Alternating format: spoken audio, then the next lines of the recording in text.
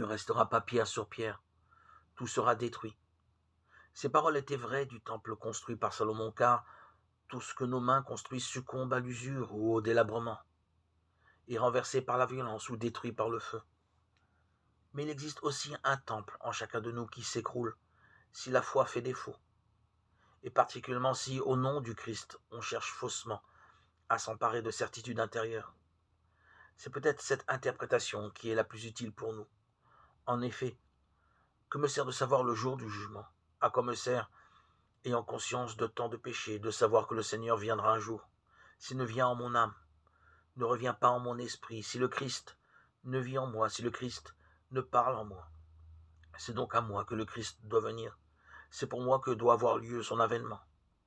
Or, le second avènement du Seigneur a lieu au déclin du monde, quand nous pouvons dire « Pour moi, le monde est crucifié, et moi pour le monde » Galates 6,14.